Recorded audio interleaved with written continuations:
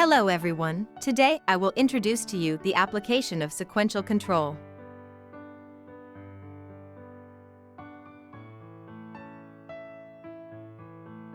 First, let's look at the objectives of this lesson. 1. Understand the sequential control system. 2. Master the programming usage of sequential control. 3. Be able to analyze and draw the state diagram and sequential structure function diagram of the system. Next is the basic concept of sequential control. Sequential control refers to controlling various actuators to run automatically and orderly according to a predetermined sequence generated by the process. It is an open-loop control that operates in time sequence or logical sequence, also known as step control. In industrial control, sequential control is widely used, such as motion control of handling robots, control of product packaging production lines, and control of industrial washing machines. Sequential control includes three elements: work tasks, transition conditions, and transition targets. 1. Sequential function chart. The sequential function chart, SFC, also known as the state transition diagram or function table diagram, is a type of diagram that describes the control process, functions, and characteristics of a control system. It is also a tool for designing sequential control programs. The SFC is based on the international standard IEC 61131 programming language. Some PLCs provide users with SFC languages, such as the S7 graph language in Siemens S7 series, S7-300 400 1500, and the SFC programming language in Mitsubishi's FX series PLCs. To use the sequential control method, first design and draw an SFC based on the process flow, and then create a ladder diagram or writes an instruction list based on the SFC. The SFC mainly consists of steps, directed connections, transitions, transition conditions, and actions or commands. 1. Steps.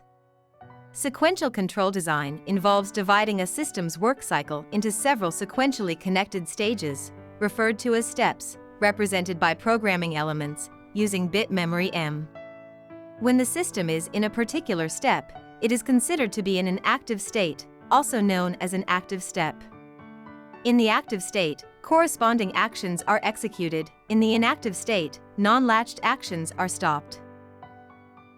The step corresponding to the initial state of the system is called the initial step, which generally represents a relatively static state where the system waits for a start command or reset. The initial step is represented by a double-line box, and every SFC should have at least one initial step. 2. Directed connections. In the SFC, as time progresses or logical relationships change, there is a progression in the active state of steps. The route and direction of this progression between steps are represented by directed connections, which can be vertical or horizontal. Typically, the direction of step progression is from top to bottom or from left to right. If the direction of step progression does not follow these conventions, arrows must be added. Arrows indicate the direction of step progression. 3. Transitions and transition conditions. The vertical short lines between two steps represent transitions, and the horizontal lines on these short lines represent programming element contacts.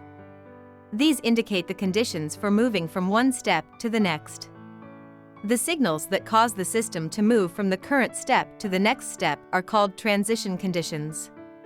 Transition conditions can be external input signals, such as buttons, command switches, limit switches, or sensor signal activations (OT deactivations). They can also be internally generated signals, such as those from timers or counters. Transition conditions can be single signals or logical combinations of multiple signals. 2. Basic structure of the SFC. 1. Single sequence structure. The single sequence structure consists of only one sequence. Each step is followed by a single transition, and each transition leads to exactly one step. Steps are executed in order. Once the previous step is completed and the transition condition is met, the next step is immediately executed while the previous step is deactivated. The single sequence structure is illustrated as shown. 2. Selective sequence structure. A selective sequence structure, composed of two or more branches but allowing execution of only one branch at a time, is called a selective sequence structure, as shown in the diagram. The characteristic of the selective sequence structure is that when multiple paths are available, only one path can be chosen for execution. The choice of which path to take depends on which path's transition condition becomes one first. In the diagram, there are two branches following step 1.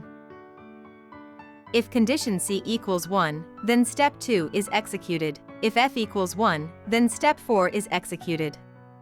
Step 6 is a convergence step where, regardless of the chosen branch, as long as the transition condition is met, it will converge to step 6.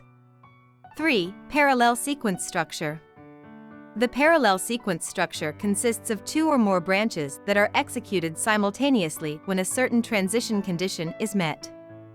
To emphasize the synchronous implementation of the transition, the horizontal lines at the start and convergence points of the parallel sequence structure are represented by double horizontal lines, as shown in the diagram.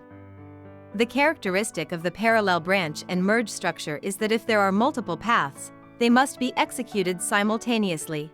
Only after all paths have been executed can the execution continue. In the diagram, there are two branches following step 1. If the transition condition A equals 1, then both steps 2 and 4 are executed simultaneously. If the transition condition D equals 1, then the two branches merge into step 6.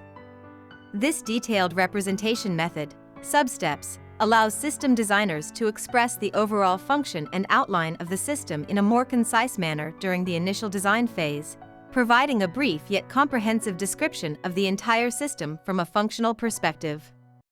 This demonstrates an example of program writing, debugging, and explanation. That concludes today's lesson. We will continue in the next class.